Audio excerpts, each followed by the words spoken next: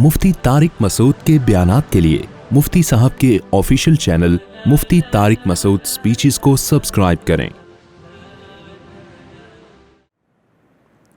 आप एक कॉलोनी में रहते हैं आप सब, और थोड़ा शहर से दूर हैं। जब इंसान शहर से दूर रहता है, कोई कॉलोनी की शक्ल में रहता है, तो उसमें कुछ फ़ायदे ये होते हैं कि आपस का रिलेशन बहुत मज़बूत हो जाता है। आपने देखा होगा गांव देहातों में सब लोग एक दूसरे को पहचानते हैं। शहरों में पड़ोस का नहीं पता होता कि कौन रहता है यहाँ। कई बार ऐसे वाक़यात हुए कि पड़ोसियों के यहाँ से स्मेल आना शुरू हुई, बदबू आना शुरू हुई, पता चला जी इनका तो इंतकाल हो गया एक हफ़्ता पहले। तो लेकिन जब किसी आबादी से दूर रहते हैं, कॉलोनी के शक्ल में, चार दीवारी में, तो लोगों का आपस में एक रिलेशन होता है, ताल्लुक़ होता है। हम चूँकि मुस्लिम हैं, अल्हम्दुलिल्लाह आप सब लोग मस्जिद में हैं, तो इसकी अलामत है कि अल्लाह को अल्लाह मानते हैं, अल्लाह के नबी को नबी मानते हैं। तो हमें हर चीज़ में, हर हिदायत में सुपीरियर इस्लाम को रखना है। इस्लाम इस बारे में क्या कहता है? देखें, इस वक्त दुनिया में ना दो तहज़ीबों की जंग है। मेरी तरफ तवज्जो है ना सबकी? दो तहज़ीबों की जंग है। जो ख़वातीन बयान सुन रही हैं उनसे भी मैं गुजारिश करूँगा कि पूरा फोकस वो बयान को करें आपस में, क्योंकि ख़वातीन की जब गैदरिंग होती है तो आपस में पुरानी बातें, बहुत बातें हो रही होती हैं, गपशप हो रही होती है, तो फोकस करें इस वक्त बयान को। ये बंद कर दें, बंद कर दें बिल्कुल। देखें, इस वक्त दुनिया में ना दो तहज़ीबों का टकराव है, तसादुम है। तहज़ीबें दुनिया में सब ख़त्म होती, कल्चर सब ख़त्म होते जा रहे हैं। दुनिया में सिर्फ दो ही तहज़ीबों की जंग होगी अब, फ़िक्री जंग भी और असलहे की जंग भी। ये दो तहज़ीबों की है। एक मगरिबी तहज़ीब, वेस्टर्न कल्चर। वो कल्चर क्या है? वो है मादा परस्ती। उस कल्चर में कामयाबी की डेफिनेशन ये है कि आपकी सेहत अच्छी हो, आपकी जेब में पैसा हो, आपके पास अच्छी तालीम हो। आप किसी अंग्रेज़ से पूछें कि कामयाब इंसान, सक्सेसफुल इंसान किसे कहते हैं, किसी सेकुलर लिबरल आदमी से पूछें तो वो कहेगा कि कामयाबी की डेफिनेशन ये है, सेहतमंद मुआशरा हो, पैसे वैसे हों आपकी जेब में, और आप तरक्की कर रहे हो, नॉलेज हो, तालीम हो, एजुकेशन हो। गलत बात नहीं है, मेरा ख्याल है बात सही है। सेहत अच्छी हो, बीमार आदमी टेंशनों में होता है, क्या ख्याल है? जेब में अगर पैसे नहीं हो तो आजकल माँ बाप नहीं पूछते। माँ बाप का भी ज़्यादा लाडला वही होता है जिसके पैंट में, बोलें, पैसे हों। फिर आप जितने मर्ज़ी बदतमीज़ हो, कोई मसला नहीं है। अगर आपके सिर्फ अखलाक ही अखलाक हैं, पैसे नहीं हैं, तो माँ बाप कहते हैं ये अखलाक की हमें ज़रूरत। अगर जब मैं सेंटेंस नामुकम्मल छोड़ूं तो आप उसको कंप्लीट कर लिया करें, तो मुझे लगेगा कि आप मेरे साथ हैं।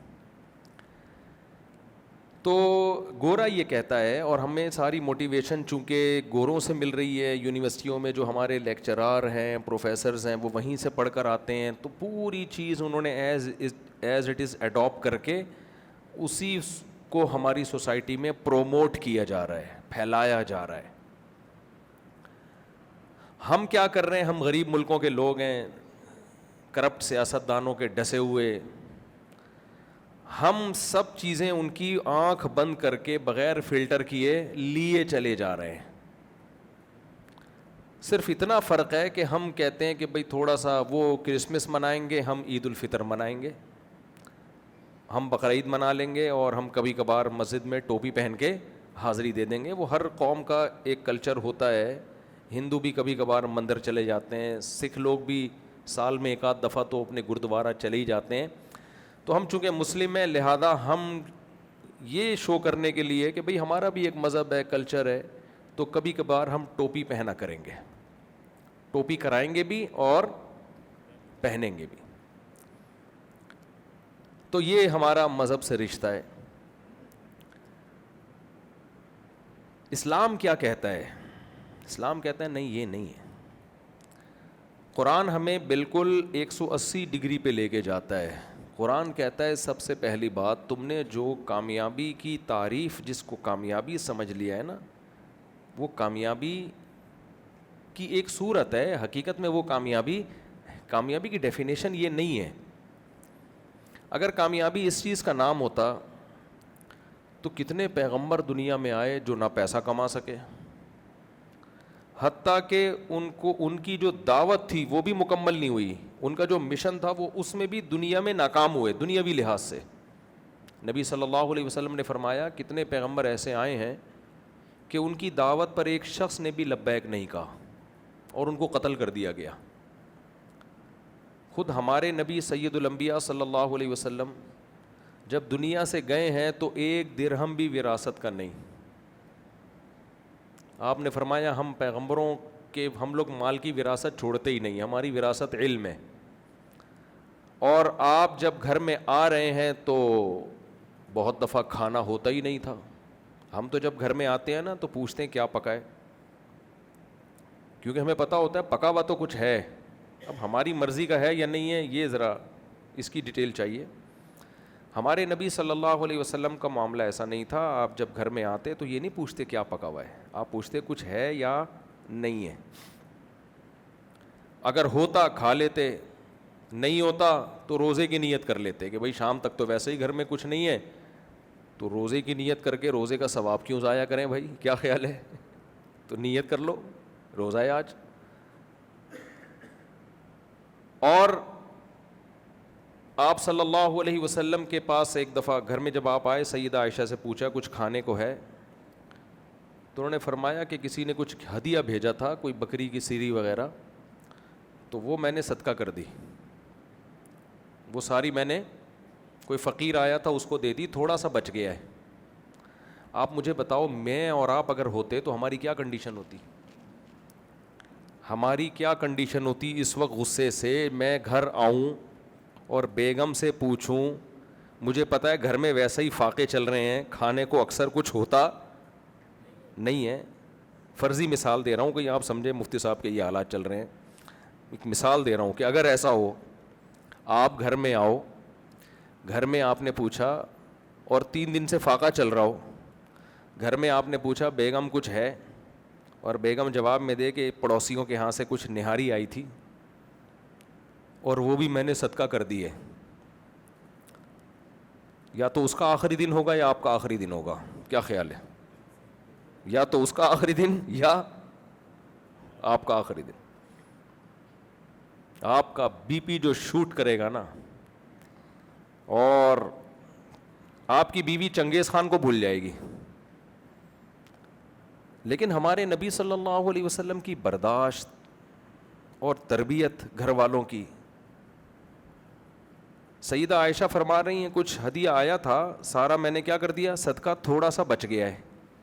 آپ نے فرمایا جو صدقہ کیا وہ بچ گیا، یہ ختم ہو جائے گا. بچا ہوا ہے جو کیا کر دیا. ایسا لیڈر آپ نے کبھی سنا، کوئی دیکھا؟ کوئی یہ جو موٹیویشنل اسپیکر آ رہے ہیں نا، یہ جو یوٹیوب پہ اور یو ایکچولی یہ صرف منہ کے فائر ہیں. منہ کے فائر سمجھتے ہیں؟ یہ سب کیا ہے؟ منہ کے فائر.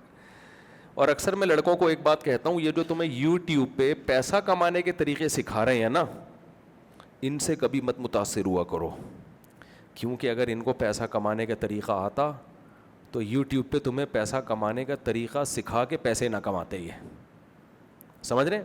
ان کو چونکہ پیسہ کمانے کا کوئی طریقہ آتا ہی نہیں ہے تو انہوں نے کہا چلو پیسے کمانے کے طریقے سکھا کے پیسہ کماؤ. کیا خیال ہے بھائی؟ یہ بھی ایک طریقہ ہوتا ہے. کچھ ہوتے ہیں ان میں صحیح بھی ہوں گے، لیکن تو ہمارے نبی صلی اللہ علیہ وسلم گھر تشریف لائے، سیدہ عائشہ سے پوچھا کچھ ہے کھانے کو؟ فرمایا کہیں سے گفٹ آیا تھا، میں نے سارا صدقہ کر دیا، تھوڑا سا کچھ بچ گیا ہے. تو آپ نے فرمایا جو صدقہ کر دیا وہ بچ گیا، جو رہ گیا وہ ختم ہو جائے گا. تو بچا تو وہ ہے جو آگے بھیج دیا.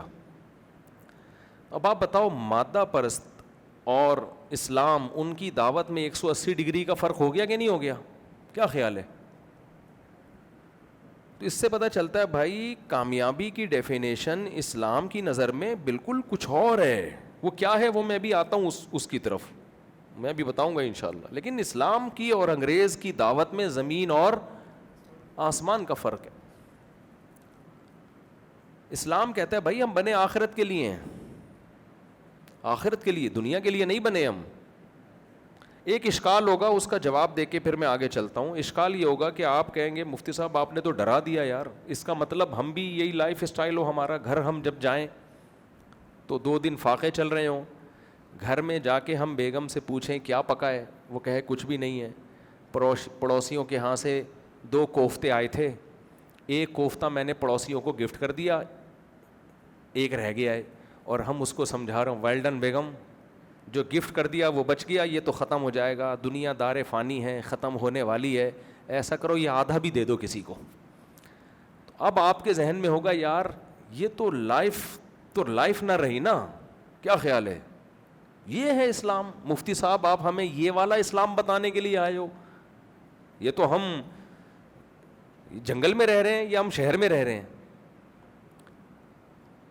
تو دیکھیں کبھی بھی ایک حدیث دیکھ کے کبھی فیصلہ نہیں کیا جاتا. ایک حدیث دیکھ کے میں اس کی ایک مثال دیتا ہوں. نبی صلی اللہ علیہ وسلم نے ایک صحابی کو دیکھا کہ آپ درخت لگا رہے ہیں. آپ صلی اللہ علیہ وسلم نے ان صحابی سے فرمایا کہ تم یہ کیوں لگا رہے ہو؟ حدیث کا مفہوم ہے، انہوں نے فرمایا کہ درخت بڑا ہوگا، پھل دے گا، کھائیں گے، فائدہ اٹھائیں گے، پھل کو بیچیں گے، اکنومیکلی بھی فائدہ ہوگا. آپ صلی اللہ علیہ وسلم نے فرمایا کہ بڑی لمبی امیدیں لگا کے بیٹھے ہوئے ہو، موت کا پل بھر کا پتہ نہیں ہے اور پلاننگ کر رہے ہو 5 10 سال بعد کی. کیا پتہ تمہاری موت کل آ جائے، پرسوں آ جائے. اب جس نے یہ حدیث دیکھی ہو، صرف یہ حدیث سنی ہو، اس کو کیا میسج جائے گا کہ اسلام درخت لگانے کو کے عمل کو موٹیویٹ کرتا ہے یا ڈی موٹیویٹ کرتا ہے؟ بولیں.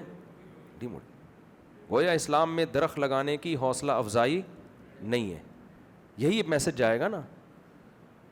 تبھی یہ جو آج کل نئے نئے اسکالرز آ رہے ہیں نا، حدیثوں کے ریفرنس دے کے مسئلے بیان کر رہے ہوتے ہیں، جب تک پورا پراپر علم نہ ہو صرف ریفرنسز سے کام نہیں چلتا. آپ نے میڈیکل سائنس کی ایک کتاب دیکھی گردے پہ پتھری نکالنے کا طریقہ، اور وہ یوٹیوب پہ کلپ بنا کے ڈال دیا. وہ ڈاکٹر کو پتہ ہے کہ یہ کس کی پتھری نکالے گی، کس کے گردوں کا بیڑا غرق کرے گی.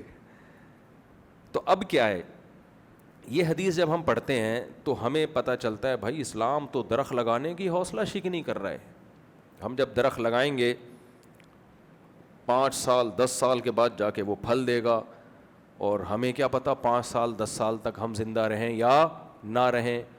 تو اس سے تو ایسا لگتا ہے جو درخت لگ چکے ہیں وہ بھی ہم نے غلطی کی ہے بھائی، اس کو بھی کاٹ دینا چاہیے.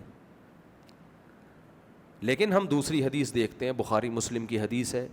آپ صلی اللہ علیہ وسلم نے ارشاد فرمایا جس نے درخت لگایا اور مر گیا تو جب تک اس درخت سے انسان تو دور کی بات، پرندے بھی فائدہ اٹھائیں گے نا، پرندے، اس کو قبر میں اس کا ثواب ملے گا، وہ نیکی اللہ کے اعمال میں لکھی جائے گی، ضائع نہیں. جب تک درخت رہے گا اس کے ثواب کا کھاتا بولو کھل گیا. پرندوں کی مثال دی نبی نے اس لیے کہ جب پرندہ اس سے چگ رہا ہے یا گھونسلہ بنا کے رہ رہا ہے اس پہ ثواب مل رہا ہے، تو انسان ہے بھائی. اس سے درخت لگانے کی ایسی حوصلہ افزائی ہو رہی ہے کہ یہ حوصلہ افزائی تو انگریز بھی نہیں کر سکتا. انگریز زیادہ سے زیادہ کیا کہے گا، بھائی درخت لگاؤ، آکسیجن، انوائرمنٹ اچھا ہو جائے گا، آکسیجن بڑھ جائے گا، آپ ایک ہیلدی لائف گزاریں گے. انگریز سے پوچھو کب تک گزاریں گے، بھائی 60 سال 70 سال 90 سال، اس کے بعد کیا ہوگا، مر جائیں گے، ختم. جبکہ اسلام کیا کہہ رہا ہے، بھائی یہ مت دیکھو کہ درخت لگا دیا تو مر گیا تو کیا ہو گیا، کوئی بات نہیں، مر جاؤ، ڈپازٹ کر کے گئے ہو، ایسا بینک کھول کے گئے ہو کہ جس کا پروفٹ تمہیں جب تک وہ درخت رہے گا وہ پروفٹ تمہیں ملتا رہے گا. تبھی صحابہ درخت بہت لگایا کرتے تھے، کنویں کھدوایا کرتے تھے. ایک صحابی نے عرض کیا یا رسول اللہ، میں ایک حدیث کا مفہوم ہے، کنواں کھدوانا چاہتا ہوں، میرے والد دنیا سے چلے گئے، تو کیا ان کو ثواب ملے گا؟ افاتصدق عنہا، دوسری حدیث میں ان کی طرف سے صدقے کا ثواب ملے گا؟ وہ تو چلے گئے، ان کا عمل تو ختم. جب انسان مرتا ہے اس کا عمل بولو ختم. تو حدیث کا مفہوم میں اپنے الفاظ میں پیش کر رہا ہوں کہ ان کا عمل ختم ہو گیا، تمہارا ختم نہیں ہوا. تم ان کے لیے نیکی کرو، تم کنواں کھدوا دو، تم درخت لگا دو، تم اپنے والد کے ثواب کے لیے کوئی نیکی کرو، ان کا ختم، تمہارا ختم نہیں ہوا ہے. جیسے دنیا میں کسی کو گفٹ دیا جا سکتا ہے، تو دنیا میں کرنسی چلتی ہے ڈالر، روپیہ. آخرت کی کرنسی کیا ہے؟ نیکی. تو نیکی کر کے ان کو گفٹ کر سکتے ہو.